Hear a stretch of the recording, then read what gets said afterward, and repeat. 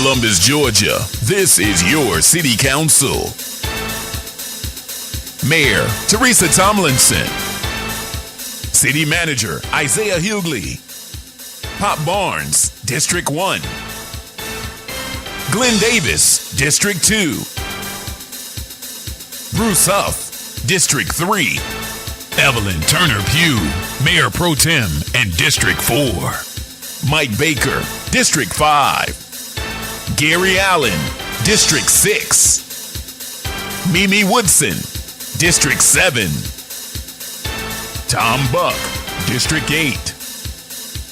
Judy Thomas, Post 9 at-large counselor. Skip Henderson, Post 10 at-large counselor. Tiny Washington, Clerk of Council. And City Attorney Clifton Fay. Columbus, Georgia, this is your City Council. Well, good evening, everyone, and welcome to the March 22nd meeting of the Columbus City Council. We're so glad to have you all here. Once again, we're going to have a full meeting schedule, and so you'll get to see your government at work. We have a lot of decisions to make, so we're going to go ahead and jump in. We have today to bring our invocation Reverend David Stallion, the newly appointed, the longtime Columbus resident here. He's been newly appointed to lead Mount Pilgrim Baptist Church. And as you all may know, Reverend J.H. Harris recently retired. And so we're so glad to have you. Come on up, and we'll have you greet everyone and provide the invocation. And again, we're just so glad to have you here. Good evening, everyone. I just want to say thank you for this opportunity to give the invocation for this meeting. Let us pray. Father in heaven, we thank you for this opportunity to come together as representatives and citizens of this great city of ours. We pray upon your spirit now in this meeting so that it would foster collectiveness and cohesiveness, and that it will foster unity, that we will be able to come together and do all that is needed for this city of ours. We pray for our mayor, we pray for all of our leaders and the citizens of this city. And we ask now, God, that you will be with us as we move forward in this meeting. This we do ask in the name of Jesus. Amen. Amen. Reverend, thank you so very much. And thank you again for what you and Mount Pilgrim Baptist Church does for this community. We want to recognize Counselor Huff. Pastor, before you sit down, right here. I just wanted to welcome you again. I attended your installation service. Everything went well over there. But I want to personally say thank you for taking care of my best friend. I lost a mom that had the service today, and I thank you so very much. Take care. And we also have Counselor Barnes. Mayor, I had mentioned to the mayor earlier that the pastor was filling some mighty huge shoes after 60 years of the pastor being in the pulpit. But let me tell you something. You are doing a marvelous job. And I'm so glad that the week before last I had an opportunity to place the name with the face, because I didn't meet you previously. And so let me tell you, that song that you did prior to your talk for the pastor, it was awesome. So just thanks for being on board, and I will be coming to church to visit. Thank you. And now we're going to turn it over to some of our helpers with our Parks and Rec after-school program. We're going to ask them to come forward to the clerk's desk and begin to assemble so they can lead us in the Pledge of Allegiance. Come on forward. And as they come forward, if you all will stand and prepare for the Pledge of Allegiance, please.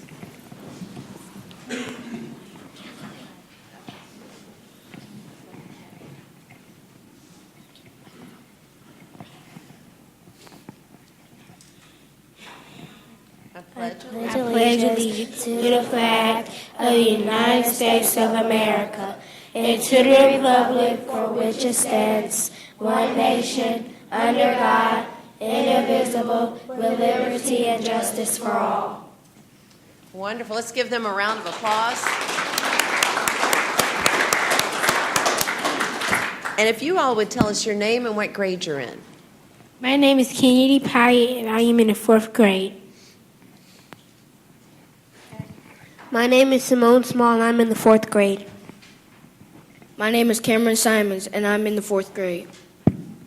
My name is Shalel, and I am in the fourth grade. My last name is Lindsay. I am Zachary Bridges, and I am in the 4th grade. I'm Aaliyah Wills, and I'm in the 4th grade. I am Shay Majors. I'm in 4th grade. My name is Janaya Bridges, and I'm in 3rd grade. My name is Markella Goff, and I'm in the 6th grade. Wonderful. Yes, ma'am, please introduce yourself. And it's always an honor and a pleasure to be here. My name is Sharon Wilson Norris, and I'm a supervisor with Columbus Parks and Recreation. Thank you. Wonderful. Well, thank you for coming today. Thank you for doing such a great job, and we hope you'll come back again real soon to help us out. Is that okay? All right, great. We look forward to seeing you again. Let's give them another round of applause.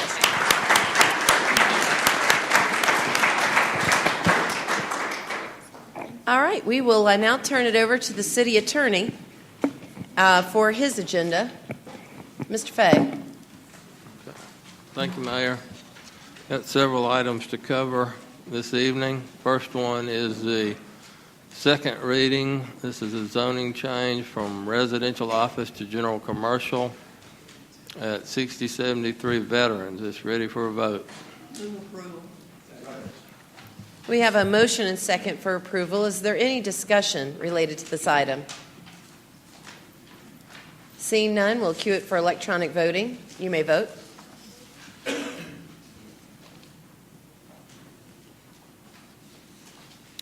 And it That passes. Next item is property at 3603 Weems Road. This is part of the Botanical Garden. It's ready for action. We've got a motion and second for approval. Is there any discussion related to this item? Seeing none, it's cued to vote. And it does pass. Item 3 is related on the Botanical Garden. This is city property, and it's recommended for approval. Okay, we have a motion and second for approval. Is there any discussion related to this item? Seeing none, it is cued to vote. Okay. And it passes. That passes. Now we have a first reading discussion. This is for changing the traffic rules along the south curve of 12th Street between 1st Avenue and 2nd Avenue. No parking zones would be installed, and it is ready for discussion. We have Councilor Thomas. Mr. City Attorney, as I understand this, the reason that we've been asked to do this would eliminate the parking directly in front of the post office, federal court building, right? Yes, ma'am. It's part of the and security that's because plan. of some security reasons. Yes, ma'am. Has any thought been given? I know a lot of people do the 15-minute stop, run in the post office, and go back out.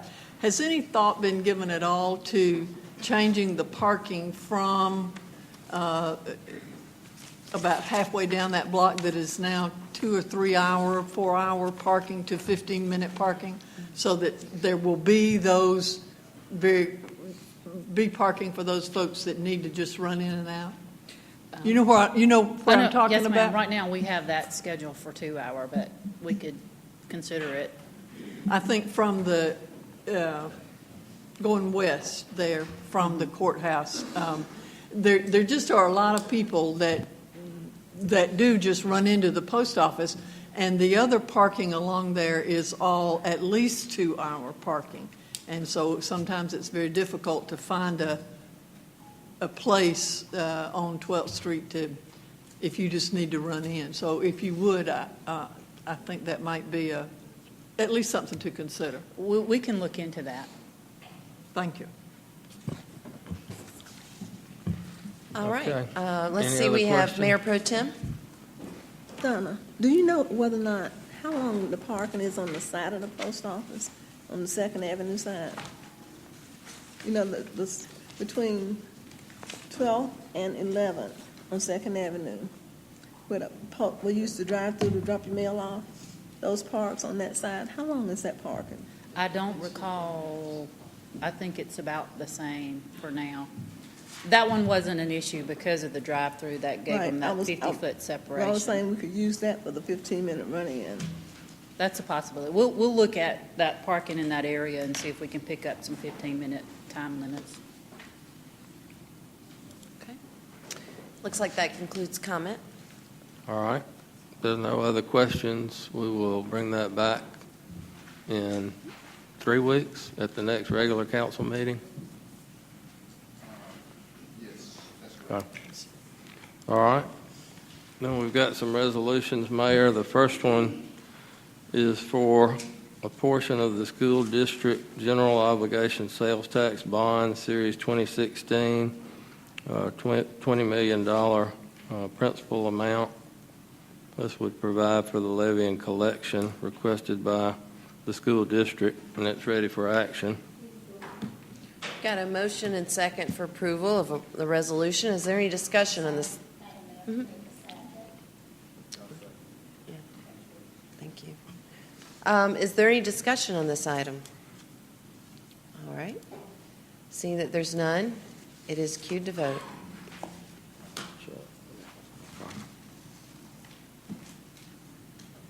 And it passes. Okay, Mr. Staples, thank you for being here. That has passed. All right, I'm going to call items 6 and 7 together, Mayor. This relate to our 457 deferred compensation plan. It's a voluntary plan for all employees, and I'm going to call over Ms. Retha Hollowell, Director of HR, to make a few comments. All right. Good afternoon, Mayor and Council. Thank you for this opportunity to present the resolution today on our restated deferred compensation plan document. The plan has not been fully restated since 1996. So with the changes that we have been making, moving toward a sole vendor for our 457 plan, we felt like it's certainly appropriate with the changes that we've been making. It's appropriate to restate the entire document, and that's what we are doing here to provide the best plan, deferred compensation plan that we can for employees and their dependents. This moving to the sole vendor will allow us to negotiate lower fees for employees that participate in the deferred comp, provide more education opportunities as employees look toward retirement and better planning for that. So we're real excited about it. We're going to be rolling it out to employees. I believe it's mid-May, about May 13th. We'll be rolling it out to employees. So we're real excited about the opportunities that employees will have to participate with a sole vendor. Of course, they have the opportunity to stay where they are. If they are already participating in the 457 plan and they decide that they want to stay with their current vendor, they can do that. Or they can move to the new vendor, which we expect the fees are going to be much lower and better education and awareness opportunities for employees. Any questions? Any other questions? All right, we can take a vote on these two items, 6 and 7.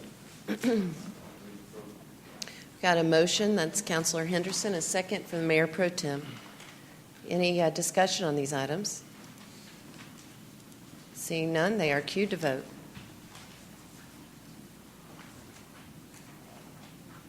Okay. And they pass. Thank you. Those both passed. Thank you. And Mayor, we just need a short executive session related to litigation, time permitting. Okay. That's all we have. All right. Great. And now we will move into the public agenda.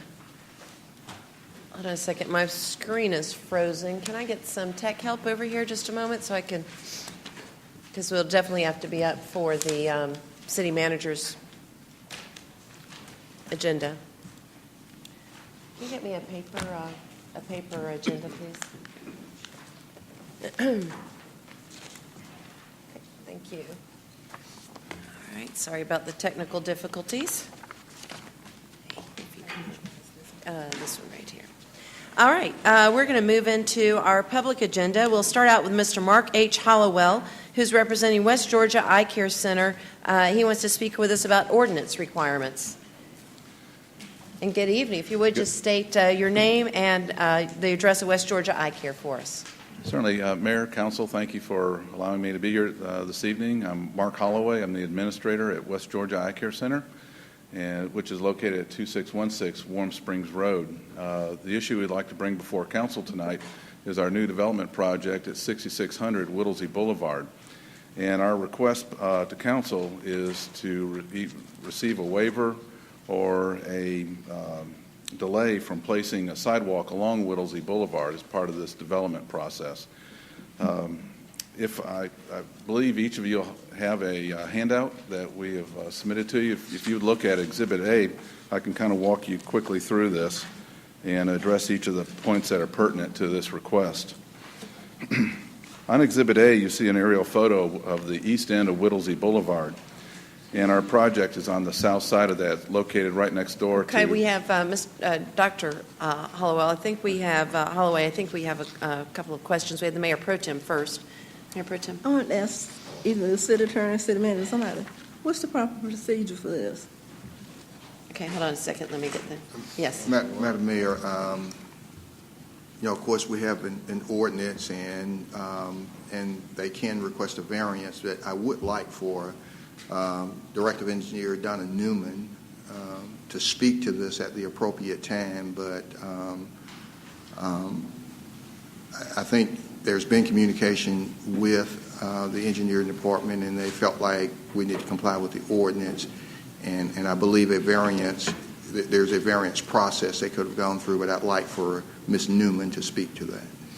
Okay, let me see here because I want to give the gentleman, and what I've done is I've paused your time, okay? So it's not tick-tocking away as we figure this out. So as I understand, he's here on public agenda for a variance request. Is that right? He's asking council, yes. Okay, and so I'm not sure that's the right procedure, but since Donna's going to speak to it, why don't we give the gentleman an opportunity to be heard, and then we'll do what we normally do is allow staff then to respond. Now, we do have a counselor that'd like to be heard as well. Counselor Thomas. I was just wondering if we could have the exhibits as he's talking about them put up on the screen so that the folks who are watching can see what he's talking about. Okay. If that would be possible, I think that would be helpful. Okay.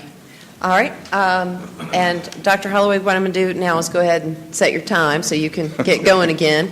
And we'll just let you finish, and then we'll get the folks up, our staff people up to tell us the process. Okay. There you go. Well, let me first state it. Since the issue of variance came up, I approached the City Planning Department and Engineering Department with a variance request, and they did not feel that they were in a position to authorize such. And so I was told that I needed to appear before City Council. So that variance, the paperwork and what have you, was withdrawn back, and so that's the reason why I requested an appearance before Council. So I had met with both the folks on City Planning side and Mr. Ali on the engineering side, and this is what I was told to do. Okay. All right. And let's go ahead again and have right. you finish just laying it out for us. And sure. It may be that it requests some sort of amendment to the ordinance itself. And, of course, if it does, then council would have to, All righty. to handle that. Okay. So on Exhibit A, you have the east end of Whittlesey Boulevard, and the arrow there points to the parcel that we are developing right next door to Homewood Suites. I would also like to just point out that on Whittlesey Boulevard from Moon Road all the way up to Veterans Drive, Veterans Parkway, there is a sidewalk along the north side of the roadway. And there are no sidewalks from Moon Road up until you get into the Columbus Park retail development, where I believe there's a bank there on the corner. So in front of the developed properties of North Holland Church, Homewood Suites, and then the Greystone property apartment complex, there are no sidewalks anywhere along the south side of Whittlesey Boulevard. So a sidewalk placed on this property is not adjacent to nor continues any adjoining sidewalk. And as mentioned, there are no sidewalks on the south side of Whittlesey Boulevard on the entire east end of Columbus Park Crossing. On the next exhibit, Exhibit B, I would like to point out that the placement of a sidewalk is not consistent with the landscaping of adjacent properties, and thus we would feel this would devalue the property's presentation along Whittlesey Boulevard. And it's my understanding is that there's no plans by the property owners adjacent to our parcel for any development of a sidewalk on those adjacent properties. On Exhibit C, probably the most important issue as it deals with safety issues is that a sidewalk, if placed on our parcel, would dead end into the safety roadway railing here, and so there's no provision for any sidewalk continuance. I would point out that the roadway as developed here, there was only an accommodation made for a sidewalk on the north side as it dealt with the development of the roadway and the sidewalk, and I have an additional exhibit behind here that reflects that. But basically, the west end the sidewalk would actually dead end into this guardrail. And as you can see on the lower picture, you can see that this guardrail from both perspectives on each end of it. I would state that if you have about 2 feet behind this guardrail, it goes straight down to the creek bottom, and you could not, according to the UDO requirements of developing a sidewalk, put a sidewalk here because there's not enough distance between curb and the creek bed. So, on the next item, Exhibit C1, That's just your warning to go ahead and wrap your comments up, if you would, please. On the opposite side of the roadway, you can see where the development did plan for an appropriate spacing for a sidewalk, but there was no accommodation of such, no planning for such on the south side. On the next last exhibit D, and I would also just say that, any placement of a sidewalk on this property serves no functional purpose. With no adjacent sidewalks and no parking allowed along Whittlesey Boulevard, any sidewalk on this location would absolutely serve no functional purpose. And on D, I would point out that the parking lot is intruding into the drip lines of the trees, and if we were to have to place a sidewalk on the property, it would be totally under the drip line of the trees, and our hope would be to preserve these trees. We had to take down 2 trees, and we've worked with Mr. Ganzauer, and we'll be replacing 2 trees in the right-of-way for the city of similar, hopefully about similar size, about a 5-inch trunk and all, in 2 locations along here. We've also gone to the expense of trying to save these trees by creating tree wells around them, and these pictures reflect that. I would also state that there is a light pole and an AT&T utilities box that would be in the way of a sidewalk as well. Our concern would be that, again, we want to maintain or save these trees for future growth. We're going to replace the 2 that were taken out, and so we feel that if we can maintain the natural setting along Whittlesey Boulevard, it's the best chance for that. So we believe that the literal enforcement of the currently approved site development plan for placing a sidewalk along Whittlesey Boulevard would be impractical and result in unnecessary hardship to the owners. And we also believe that granting a waiver or authorizing a delay would not be detrimental to the public good. It would likely prevent injurious effects to the existing trees. It would not diminish or impair the property values to the adjacent property owners. It would not impair the purpose or intent of the UDO along Whittlesey Boulevard. That's our presentation. All right. Thank you. We'll go ahead and get Donna up to tell us a little bit about the process and how this ended up at council. We've had a couple lately. Dr. Holloway, the note doesn't affect this particular instance, but they've come straight to council, and I think we're getting a little concerned about that. So certainly I have a little bit of a heightened awareness about why these things are coming straight to council. Go ahead. I don't have a real good answer on why he came straight to council either, because typically that request comes through our office, and then we bring it forth to council along with the proper information and documents in place, either to deny it or to authorize a variance with an agreement for delay, which is what we've done in at least 2 other cases in last year. If you recall, we had a similar situation for McDonald's on Bradley Park Drive and Valley Rescue on Veterans Parkway, where they were requesting a waiver of the sidewalk requirement, and council finally agreed to allow them to delay it till such time that sidewalk was added in the area, and then they would be required to add the sidewalk at that time.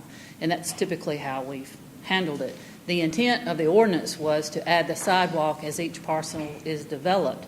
And as you saw from the original aerial photo, a large part of that area has not been developed yet. But we have sidewalk, or we added sidewalk as part of the Moon Road project on both sides of the road. And then we also have, as he stated, sidewalk on Whittlesea from the shopping area all the way back west to Veterans Parkway. The apartments were built prior to the requirement of the sidewalk, so therefore they were not required to put in sidewalk. And we are currently researching as to why the hotel was not required to put in sidewalk. I suspect the permit record that I have found shows it being issued around 2006. The UDO was implemented in 2005, and if they started their process prior to the implementation of the UDO, then they would have been grandfathered in as well, and that might be the explanation. But I do think it's critical that we continue to add sidewalk. As you know, we are moving forward with this city and providing alternative transportation methods as far as biking and pedestrian traffic. And so sidewalk is a critical component of that. So how does this present itself to us today? Is this coming today as a variance request and request for action of council, or because I don't know that we have any staff report, where are we right now in this process? I assume that's what this gentleman's intent was, to request a variance from council, from either a variance from the sidewalk requirement or request a delay in the sidewalks, which would require us to bring back a resolution to council. The mayor pro tem wants to make a motion that we send it to engineering to go through the proper appeal process with a staff report, so council has some time to chew on it, and Pops Barnes is going to second that. All in favor of sending this to the engineering department? Yeah. Okay. All right, we'll do that. And let me just say, and actually, I don't want to act like this is Donna's department that keeps coming back, but I think we've had 2 or 3 maybe little odd issues or slightly unusual issues. It may be something, Mr. City Manager, for a department head meeting, to just reiterate that when there's an issue that's a little off the norm, that we go the extra mile to explain to the citizen what the appeals process is. Yes, and I'll certainly do that, Madam Mayor, and I'm glad that you took the action tonight that you did take. Of course, I became aware of public agenda on Friday, and when I talked to staff yesterday about it, I was still not aware that the gentleman talked to staff and they directed him to council. So I will certainly look into that, and we will work to make sure that we have a process that works. And if it's something that we need council action on, we would be bringing it either with a recommendation for council vote one way or the other, either delay it until other sidewalks are in, for example, or deny the request or approve the variance request. So we'll work on that to make sure that we don't continue to have these kinds of things come before council without information. Sure. We may need to look at the requirement about the sidewalks, because this is the same thing that happened on Victory Drive. We had to go through the same process. Victory or Veterans? But I think it was something on Victory Drive where they were upgrading something out there, and they wanted sidewalks, but everything else around it didn't have sidewalks. Yeah, I know there was a McDonald's, but that's something we can maybe get briefed on too. And I think it's a great opportunity, since we have Dr. Holloway, to hunt down how he got his information. You want to make sure there's not somewhere a person who maybe is new and doesn't understand the right process too. So it's good to have it fresh on his mind as to how it happened. So thank you. I'm sorry you've come down, but we appreciate you coming down, and it helps us get our system straight too. So. And I think at some point, Madam Mayor, we'll do an update because it depends if development was in a particular location, as you've heard from the engineer, prior to the UDO, then we're going to have gaps in sidewalk. But our goal is to have complete streets and do sidewalks. And so while you may have gaps now, it will all come together eventually, and it won't be 100% at city taxpayer cost if we go ahead and have them put sidewalk in, and then we come back when funds are available and bridge those gaps, and then we'll have a complete network.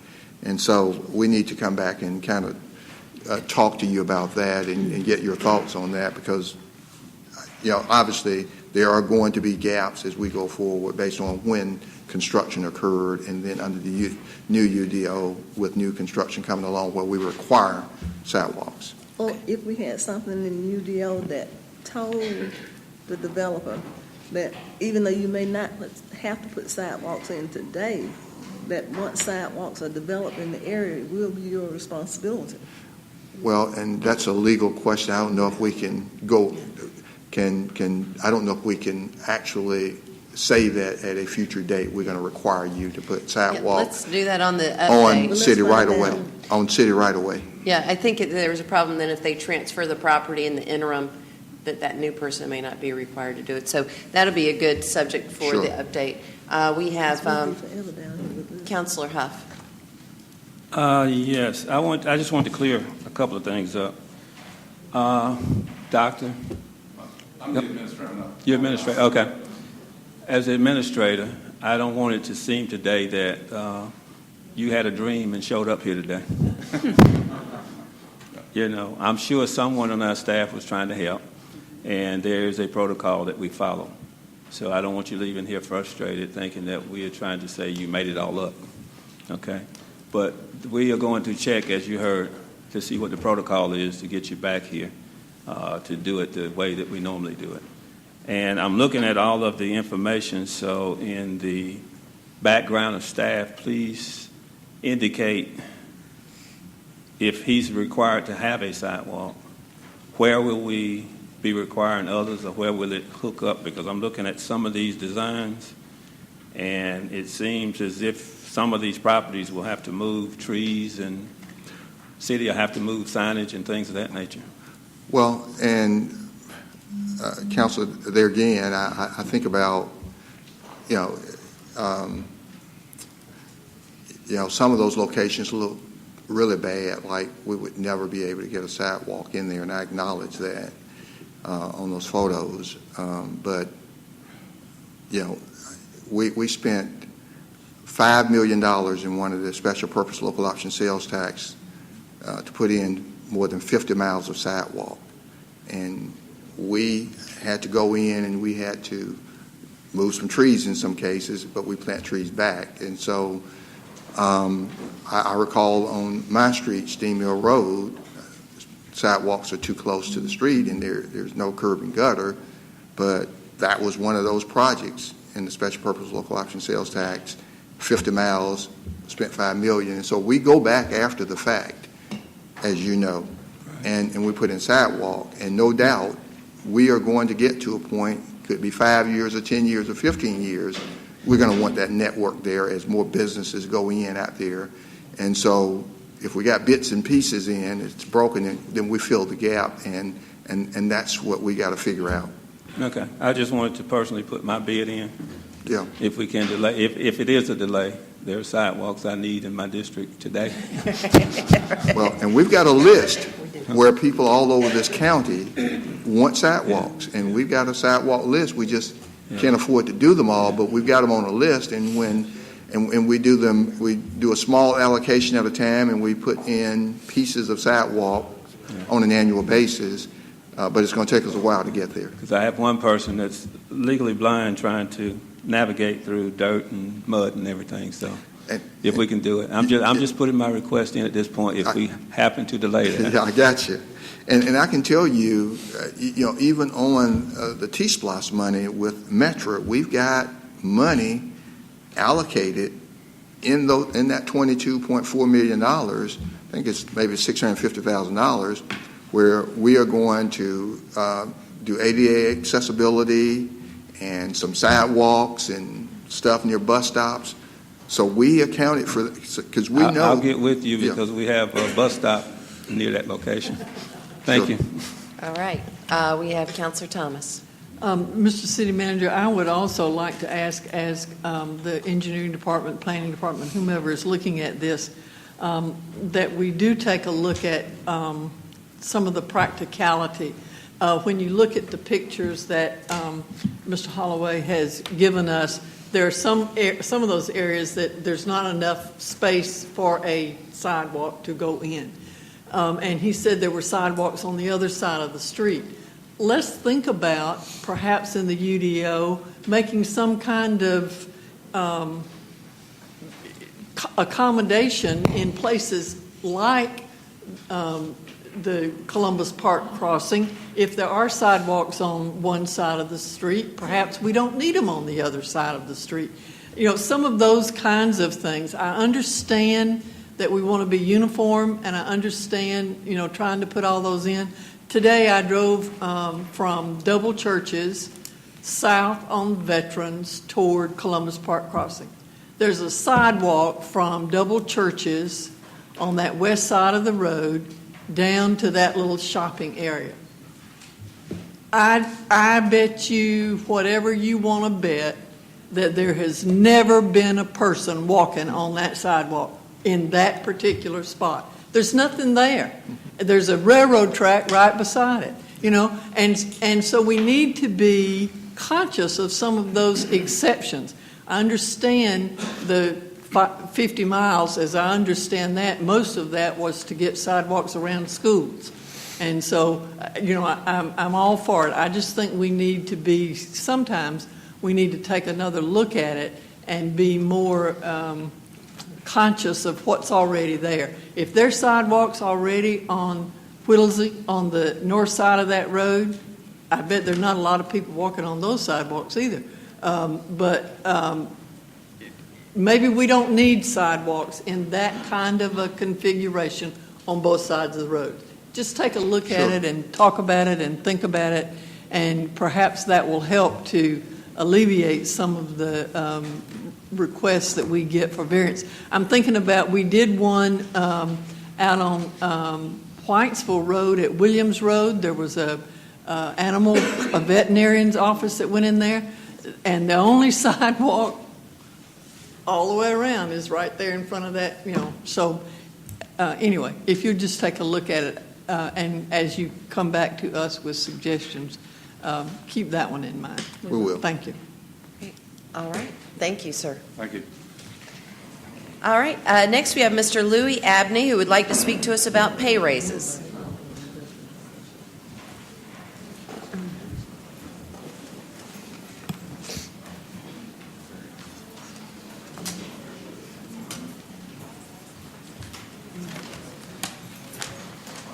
Good evening, Mr. Abney. If you just state your name and address for the record, please. Yes, ma'am. Louis Abney. Address 6224 Carlton Avenue. Good evening, Madam Mayor, City Council. Thank you for this time, taking this time this evening to allow us to come speak with you about a matter we feel very passionately about.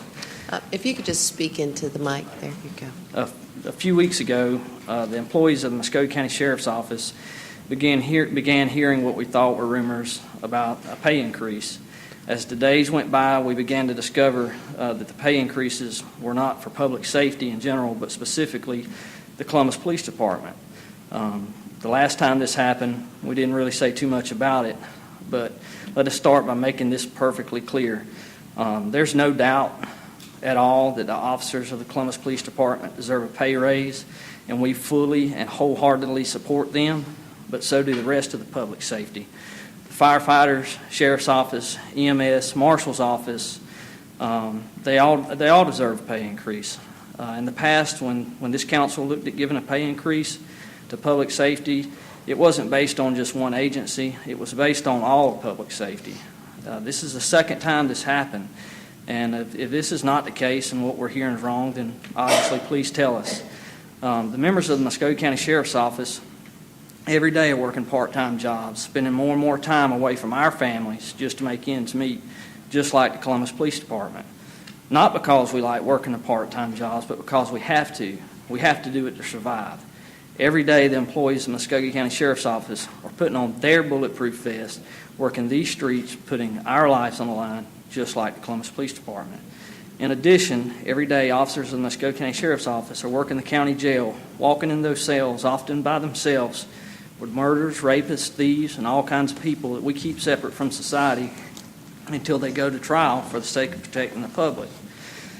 Often, there is one officer in a cell confined to 30 to 50 of these individuals. This is one of the hardest jobs in law enforcement, and many who even work in law enforcement couldn't do that job. It takes a special kind of person to do that job. They don't do the job for the glamour. They do the job because they understand that there have to be members in this community willing to do it, just like the Columbus Police Department. How could anyone propose giving any portion of public safety a raise while telling other officers, too bad? That may not be the intent, but it is the perception based on what we've heard. For the last several years, the employees of this agency has had to accomplish more with less. Our workload has significantly increased while the resources steadily decrease. The Sheriff's Office has so many constitutionally bound duties. Many are never seen by the public. The Sheriff and his office is responsible for providing security for the courts, transporting inmates to and from court, serving endless amounts of civil papers and subpoenas for the courts, operating the county jail, evictions, serving arrest warrants for the courts, keeping track of over 500 registered sex offenders, transporting mental patients all over the state, transporting juveniles all over the state to bring them here for court, just to turn around and take them right back the same day due to shortage of bed space at YDC. These are just a few of the common duties the Sheriff's Office is mandated to do every single day. This does not include the calls that we receive and what we do throughout the day, throughout the city, when we come in contact with a citizen requesting our assistance. Which one of these constitutionally bound duties are we supposed to stop doing? Do you know that this agency has been decreased to the extent that at night there are 2 deputies and 1 sergeant for this entire county? The reason, with multiple courts being added to the judicial system in the last several years, the Sheriff's Office has been forced at times to pull officers off the street, and in other areas, sometimes to the extent that everything else has to come to a stop.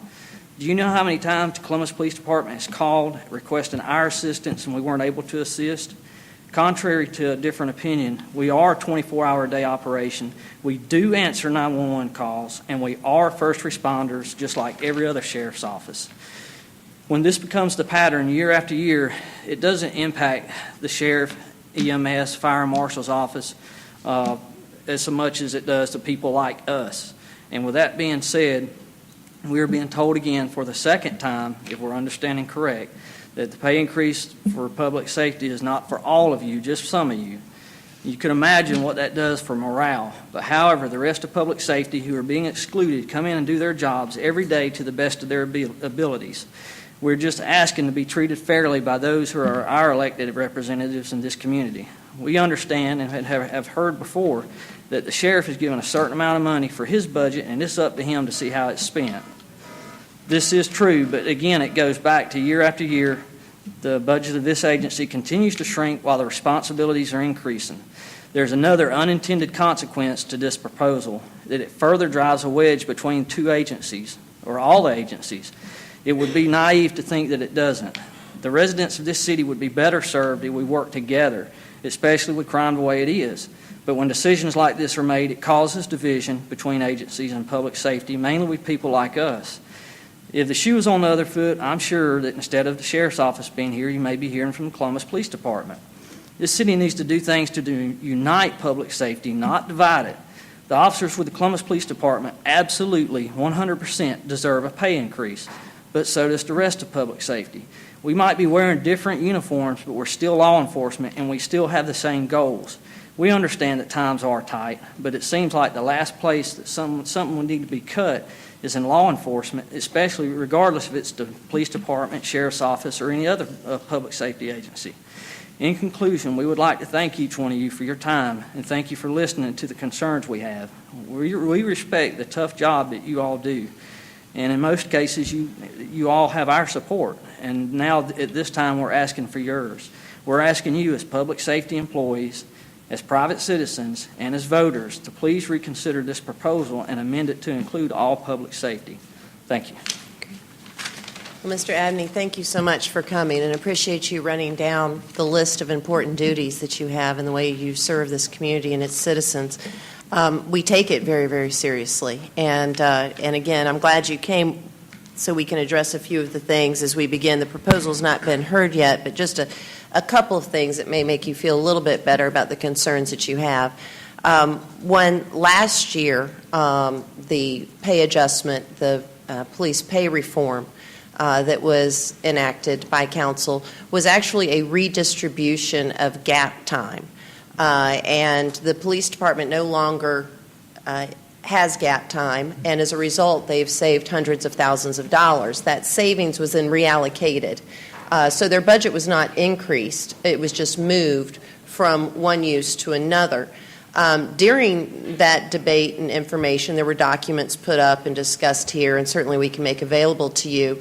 But I think a lot of people were surprised to see that on average a sheriff's deputy makes $1,800 more a year than a police officer of the same rank because of the way that the sheriff's department issues gap time. And so realizing there wasn't exactly parity already, we simply used already budgeted monies with the police department's agreement that the small amount of gap time that they did have would go away, and those funds would be reallocated to the longevity pay enhancement. So again, we just had a briefing, I guess 2 weeks ago now, that proposal did come back as projected. It did not go over the amount of reallocated overtime, and so it was just reallocation.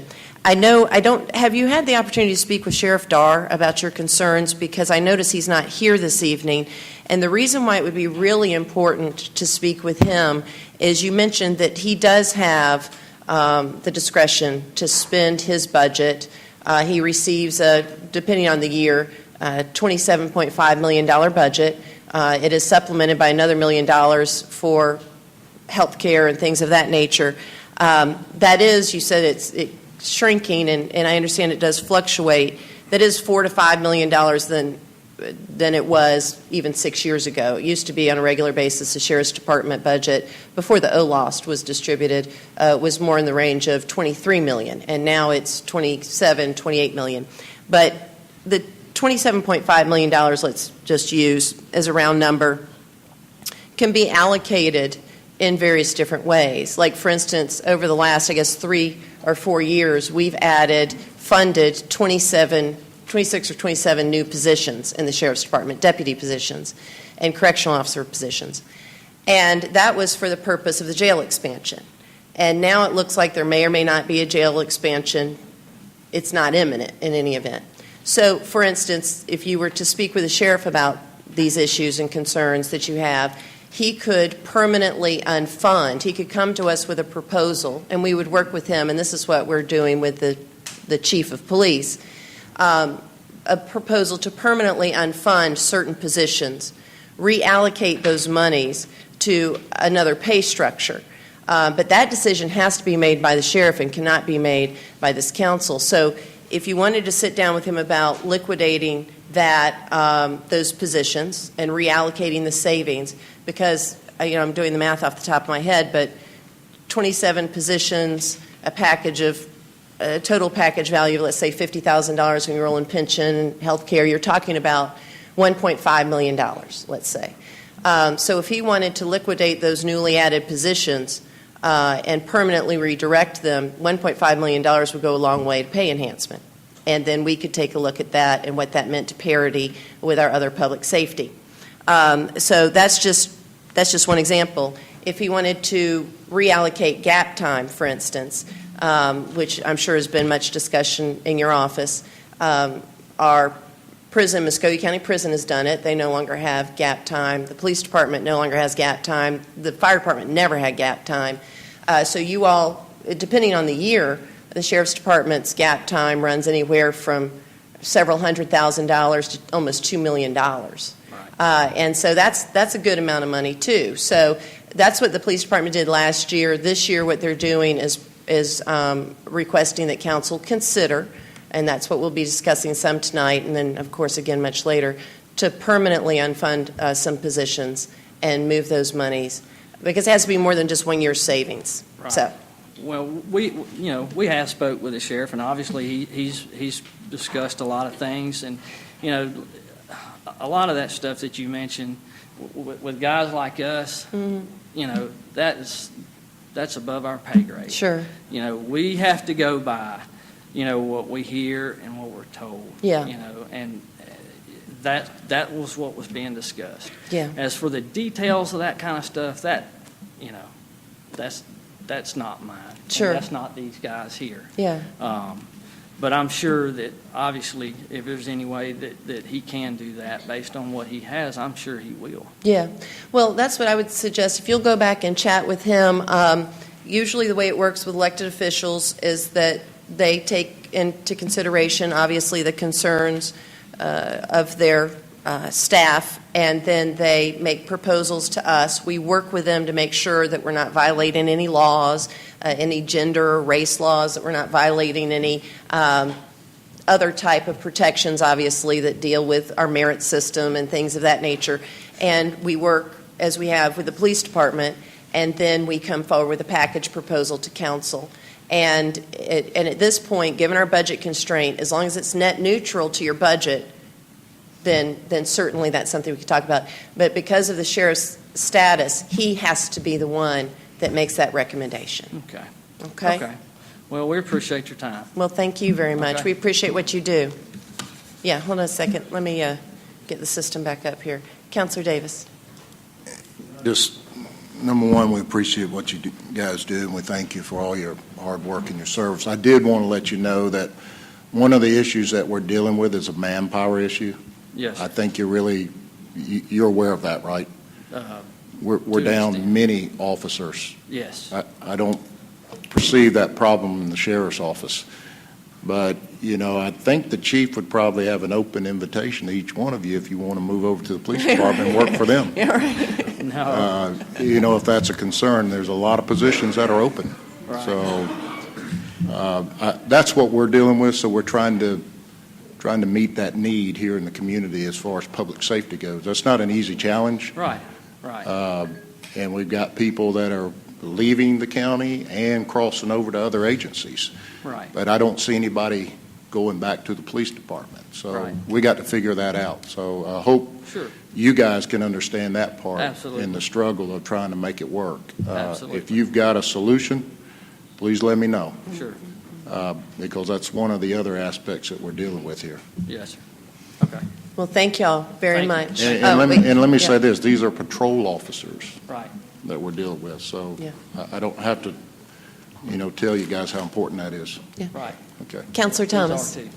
I do want to thank you for what you do for our community. I see you out often. Yes, ma'am. And I appreciate it.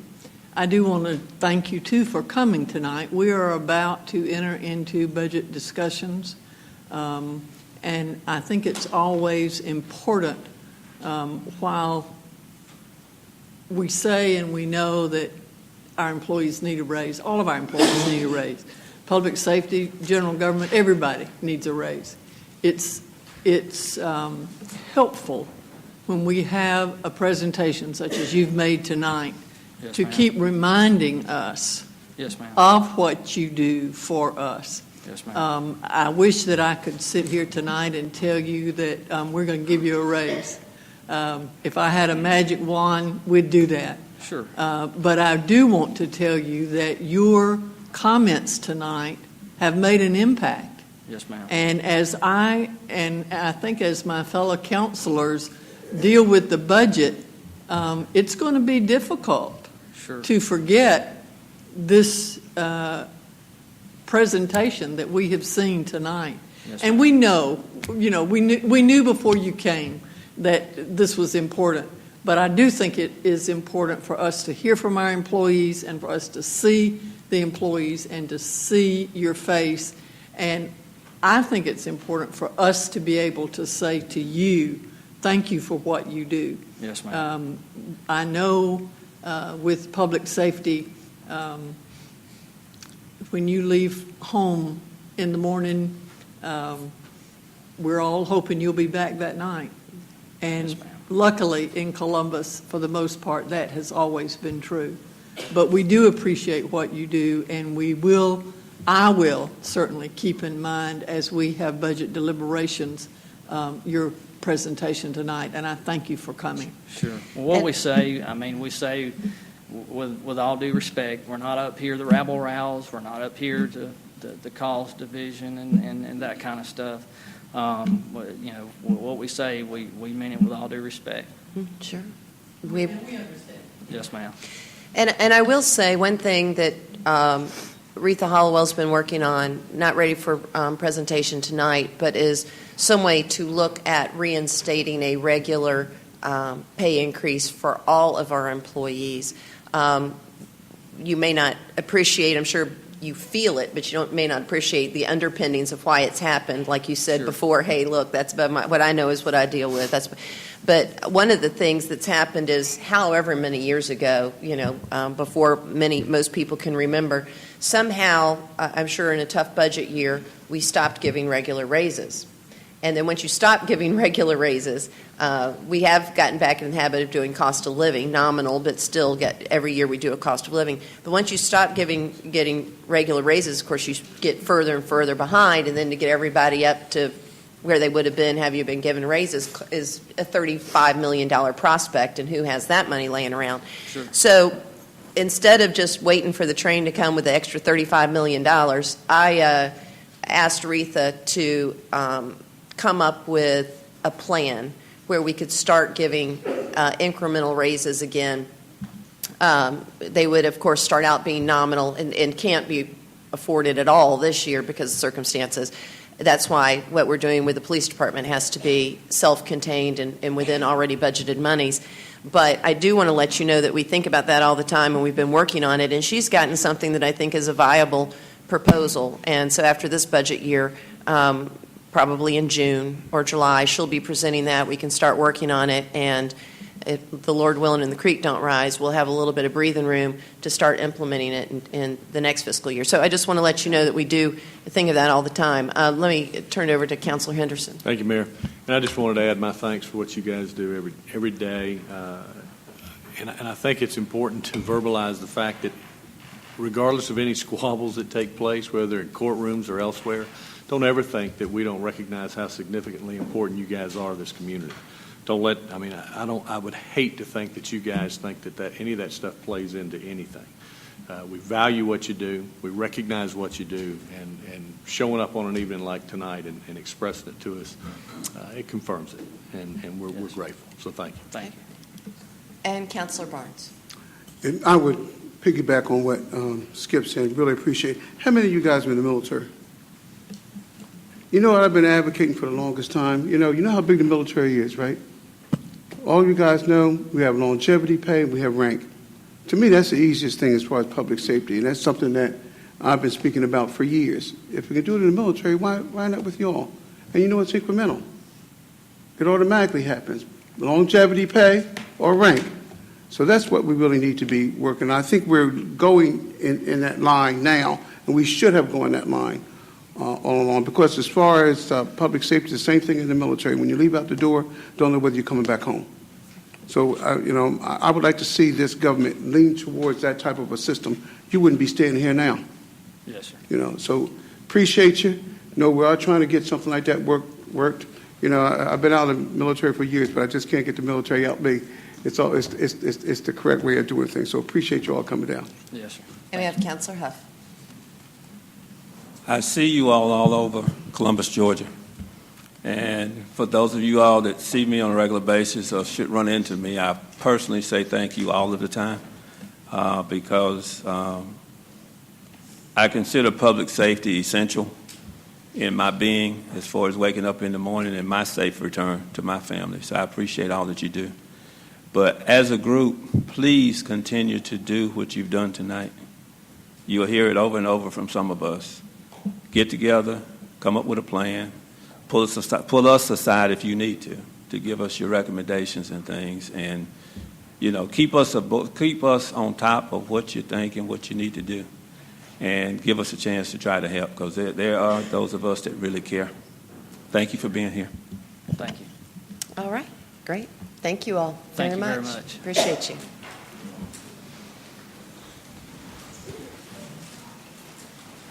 All right, next we have Mr. Brandon Wallace, who would like to speak to us about the Aquatic Center.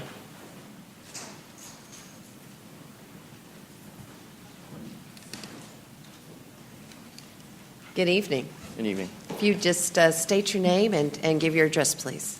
Brandon Wallace, 2419 Coventry Drive, Columbus.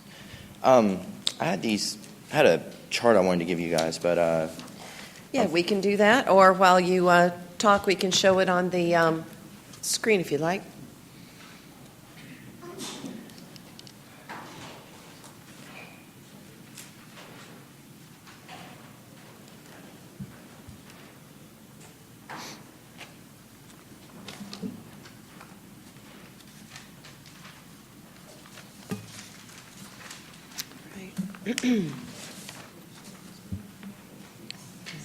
Do you want to show it on the screen?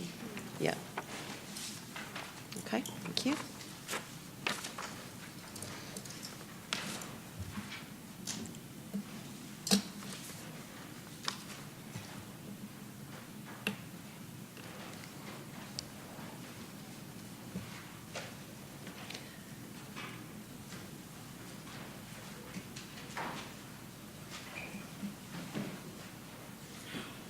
All right. I think we're going to get it put up on the screen while you speak, so we'll go ahead and let you get started. I apologize. That's all right. No, thank you.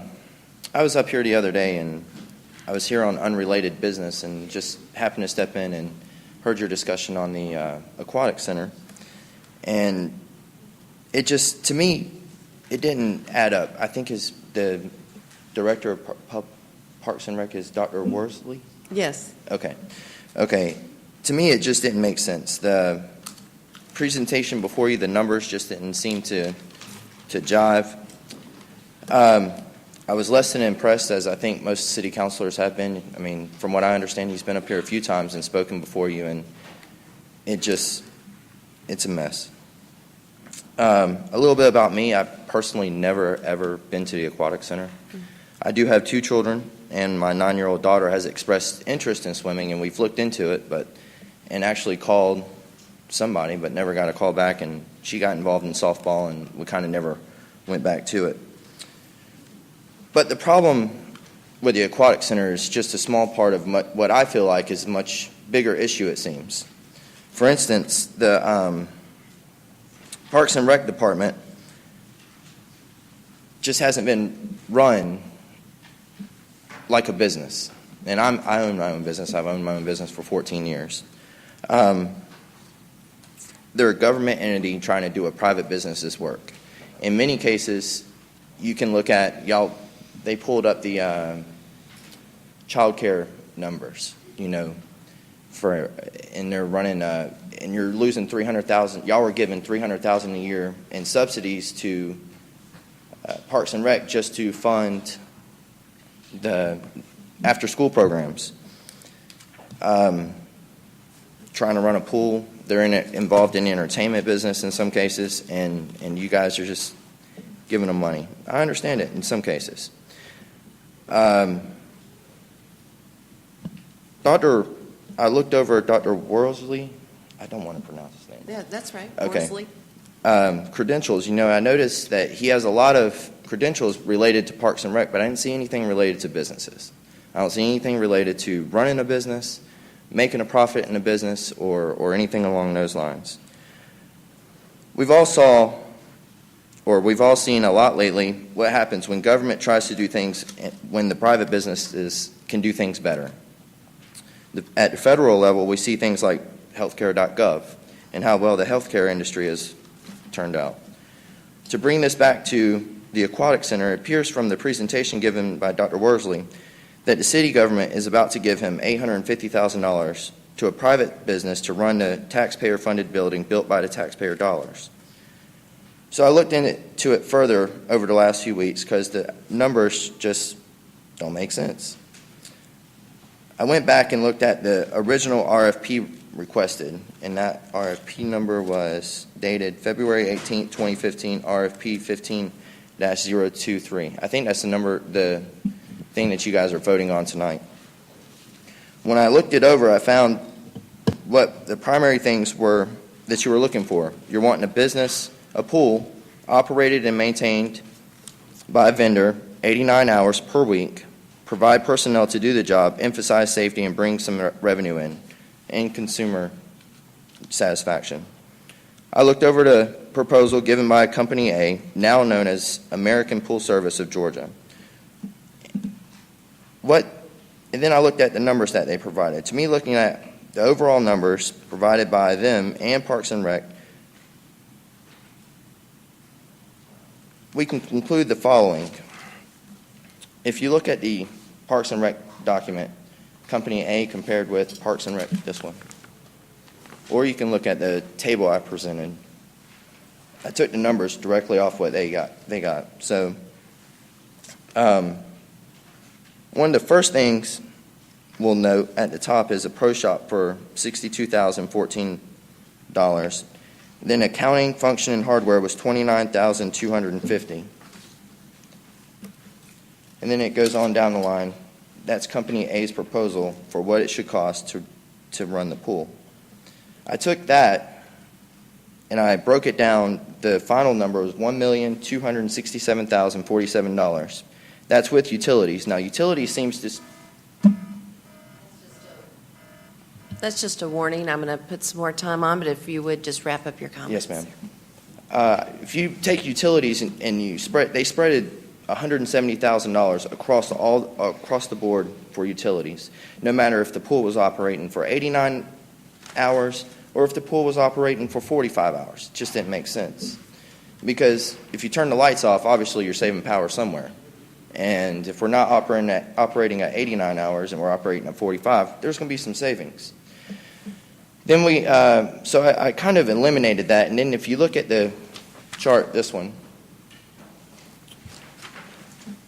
I eliminated that and I went in cost without fixed cost, which I assumed the only fixed cost was the $170,000 paid utilities.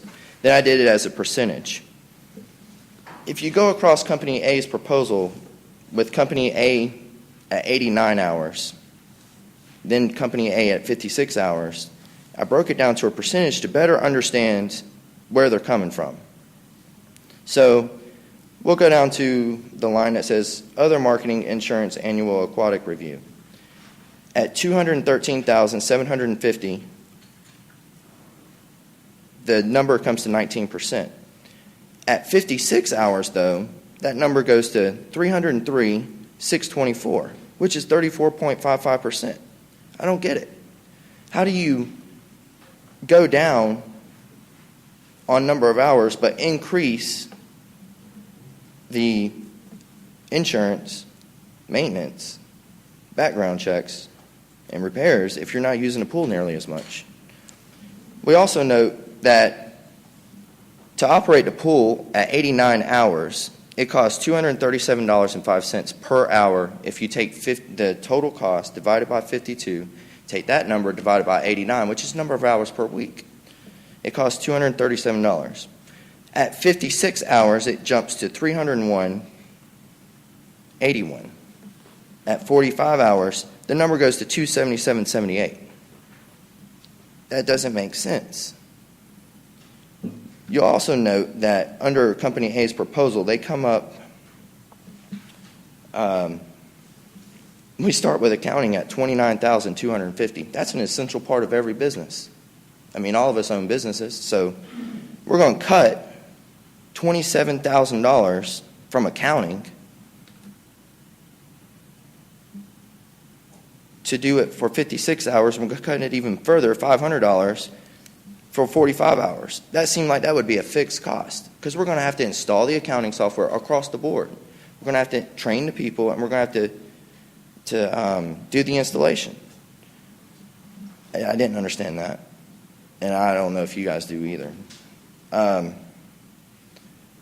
Also, their number, 800 for 45 hours at the bottom, it comes up to $820,000 versus Parks and Rec's number came up to, for 45 hours, $825,800. Now, $5,800 might not be a lot to you guys, but in private business and maybe to the public safety people that just left here, it might be a big deal. But there's an even bigger number issue. And that number comes in whenever we look at the Parks and Rec proposal for how they'll do things.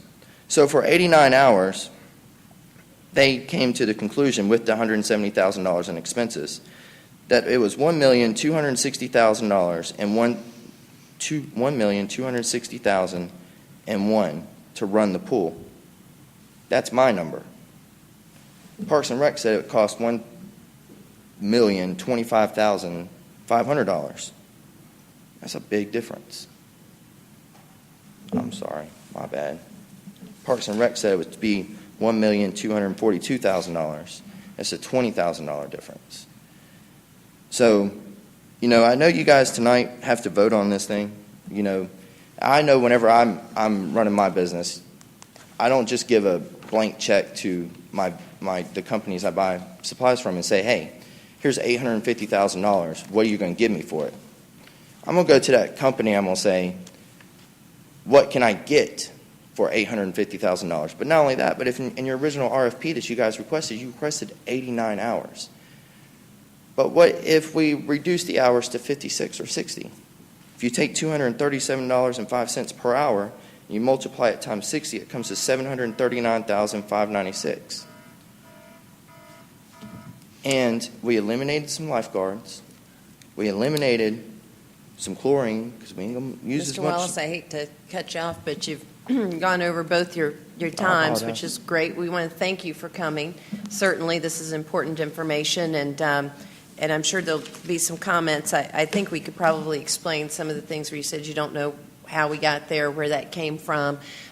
We have a finance department and some folks that know all those factors, those fixed costs and things, and so I'm sure it is hard to pull it out of something you're reading online or from the RFP. I do want to speak to your other point because I find it fascinating. I appreciate you bringing it up. It's sort of that balance between the private market and what government's supposed to be doing. And that balance, of course, gives birth to all great political discourse in this country.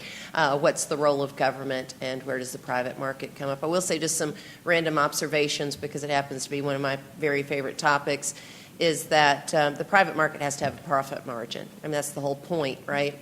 And the government doesn't. We don't have to have a profit margin.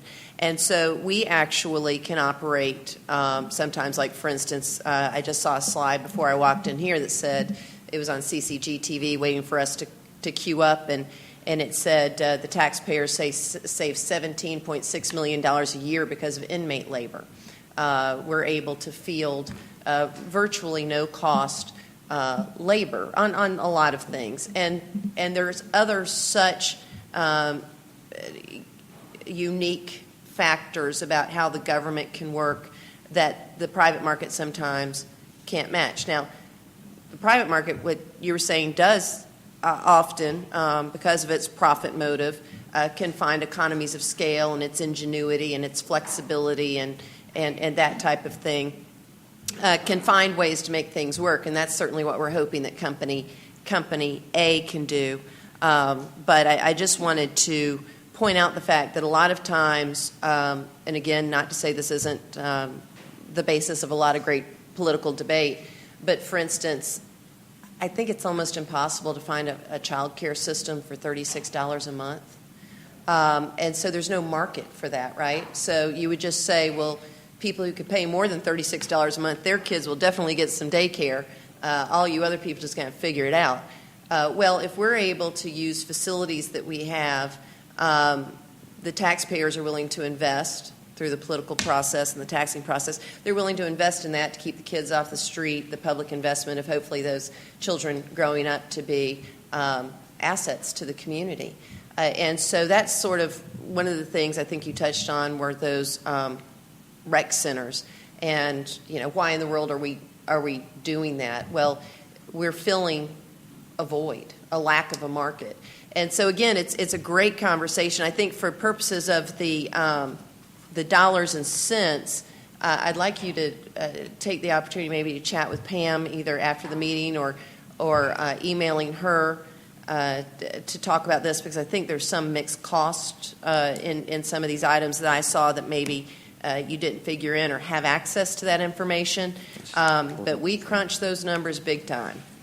We crunch those numbers big time, I assure you. And we negotiate every contract. I know there is this impression, and perhaps just that all government just throws money at stuff and just says, here, take this wad of money and go do some things. But I can tell you in Columbus, Georgia, we negotiate the heck out of every contract that comes our way, not just because that's the ethos of this particular jurisdiction, but also because of our budgetary situation. We don't have the flexibility to be reckless. Not to say that we ever were before, but we certainly don't have the option or the luxury to be reckless with our funds. So with that, I hope, again, I want to thank you for coming, because like I said, it's a fascinating topic, and I love to talk about it, obviously. We have Councilor Davis. Is it Brandon, right? Yes, sir. Brandon, I want to thank you for coming tonight. This might be one of the first times I've seen a citizen come up and kind of present numbers. And of course, we just started getting these numbers not long ago to fill in the blanks. But now you see why we kind of are struggling as well. I think that the goal here, everybody's goal is the same. We're trying to make sure that we can operate a facility as efficient as possible with what we have to work with and provide a first-class quality service. We've got a tremendous facility over there, and it'd be a shame that it just sits there and it's not operating and function like it should. That facility was built to run and be operated for long periods of time, and to contain and to hold and to put on many programs at the same time too. And I think those are other issues that we're wrestling with as too. But I think what you're seeing is the same thing we're seeing. There's a premium. There's a premium here that the city's having to pay for a recommended service. And unfortunately, hours are getting eliminated, and and there lies the struggle. There's options that we can explore. I think the council it's taken time for us to work through these things. You just can't work through this 1, 2, 3, 4 council sessions and get it right. I think we're trying to get it right, and it's hard to make a decision knowingly that once you go down that path, there may not be a way to turn back. So anyway, I appreciate you coming tonight and sharing that. There's a cost. Again, you're probably seeing. I'm trying to figure out what the cost is. I haven't heard from nobody's told me what the cost or the management fee is of what being provided as far as the service. But I'm sure it's loaded up in these numbers somewhere. So. Just like you, I question the numbers as well, and that's, again, why we're struggling. So, again, thank you for coming up and taking the time. Thanks. Councilor Huff. Yes, Brandon Wallace. Yes, sir. Okay, thank you for being here. I, too, were looking at the numbers, but I just wanted to make straight that he did take our numbers from the presentation to do his work. So these came off of what our presentations showed, but I wanted, if possible, if the city manager doesn't mind, I saw him making a few notes along the way, if he doesn't mind to kind of speak up and put some of this to rest. Mayor and Council, of course, we've spent about 5 months going through the numbers, and we've had our best and brightest in this organization to deal with the numbers. And the numbers are exactly what they are. And the problem with the aquatic center and the debate that we've having has to do with a lack of funding. That's what we're dealing with. The mayor mentioned, as Mr. Wallace mentioned, making a profit and not looking at it from a business perspective. We're not in the business to make a profit. And when we brought up the after-school program and what we were trying to do, we were not trying to make a profit. We just wanted to break even.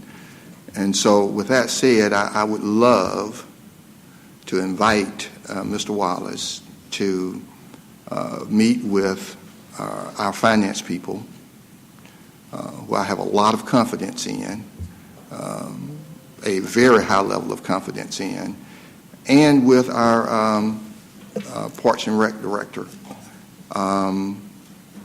He got something right because he had been here a week, and he projected that we were not providing enough funding, and it would take $1.2 million. Okay. And that's been more than 4 or 5, well, it's been years ago. Years ago. Before the building was even finished. 2013. 2013. Well, when we did the RFP, we have a private third party says to do it you need $1.2 million. Dr. Worsley and his organization submitted a request for proposal against that request for proposal, and he came back again and said $1.2 million. So I think he's done his research, and we will be happy to sit down with Mr. Wallace. Yeah, let me say at this point, excuse me, I agree with everything that you said. I was just wanting to bring the point that he's taken our numbers here, and if he gets the opportunity to meet with the finance group, that I'm sure he's a little confused at this point because he took our numbers and did his spreadsheet. Sure. And I was following him line for line for line. Mr. Wallace, based on the city manager speaking, I will say this for Dr. Worsley, because this has been a pet peeve of mine since he arrived. Dr. Worsley was not here when we built the natatorium. He wasn't, yeah. At all. He rolled into the city, and he was hit with this, and he was put on the front page of the newspaper that was his fault for not having a plan. That's right. He had to create a plan overnight to get us started, and we have been at the 1.2 since the beginning of his recommendations. So get with the city manager, get with staff, and maybe they can sit down and answer some of your other questions. Yeah, and I know that, and I'm not knocking him for that. It just seems like working. Do y'all even have a group of people that sit down and talk about how to make this thing better? Yes. Get with the city manager, and he'll direct you. All right. He'll get staff or someone to help you. I'll have staff get, and we should have his contact information through clerk of council, and we will contact him, and we'll have our finance group to sit down with you and go through the numbers, explain it to you, answer questions, and we'll spend as much time as you'd like. Just want it to be, if we're going to do it, let's do it well and make money. You know? Sure. Well, not make money. Well, we want economic impact. We want the community, the hoteliers, the restaurants, and the gas stations, and we want community impact. But from a city standpoint, we're not. It's not our goal to make a profit, but we want the community to benefit from their investment in the aquatic center. And that's a really great point. It goes back to what I was talking about a little bit earlier, is that the things we invest in are not necessarily like private market investments. They're investments, and yes, we may charge like the $36 for the kids, for instance. That's not covering our costs, not coming close to covering our costs, but those children, God willing, will not end up in jail. Those kids will have had a productive childhood and will have had a productive summer and will have had a safe place to be, and so on and so forth. And so we take into consideration those indirect benefits, and with something like this amenity and recreation center, we look at the indirect economic impact as well, and then tally that up to see what the quote, not profit, but the return on investment is. And so I think those things maybe, have not been noticed. And I tell you, you go down to Lake Bottom Park, which is a huge amenity in this community, and the values of the houses around Lake Bottom Park are pretty good. They're great investments for private owners, and a very stable neighborhood. We don't charge people $2 to come walk around Lake Bottom Park. We don't say, hey, there's a picnic, $5 for you. So really from time immemorial, there's been civic realm, and people have been invited into the civic realm, the plazas and the whatever that cities have had, and that civic realm has brought benefit to the city. And so that's what taxpayers invest in. So that's kind of what this aquatic center is. And I think you bring up such a great point, because I think it's been lost in the discussion that somehow that we built this so that the gate receipts would pay for the freight. And, I don't know. I think we did have at one time a list of all the natatoriums around the country. I don't know if any of them were privately owned. There may have been one or two that were privately owned. As I recall, the vast majority, if not all, were owned by universities, which would be state-subsidized entities, obviously, and federally subsidized entities, because they get Pell Grants and things like that at those state universities at a pretty good clip. So, a lot of these, if not all of these natatoriums, certainly of this magnitude, are government-owned or affiliated in some way. Of course, there's YMCAs, but that's a nonprofit, and that's a whole nother discussion. Let's see here. We got Councilor Barnes and then Councilor Thomas. Mr. Wallace, I don't want you to leave here without personally commending you. You're a private citizen. You see that we're struggling with an issue. We've been struggling. How long have we been struggling with this? 5 months. For 5 months.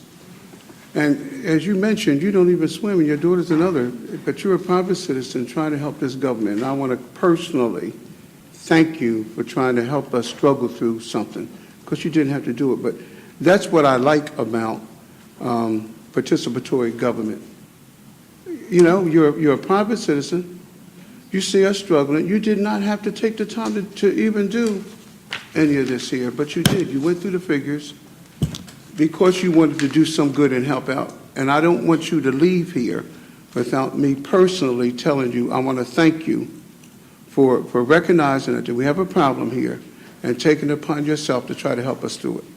So I thank you so very much. And I wish we would invite Mr. Wallace, because he does have a concern, and I'm a firm believer in having whoever wants to participate help us out. Thank you so much. I appreciate you. Well said. Councilor Thomas. I too, Mr. Wallace, want to thank you for coming tonight and for taking the time to delve into some of this and put it together. I hope that you will take advantage of meeting with our finance folks, and I think that there should certainly be an exchange of information.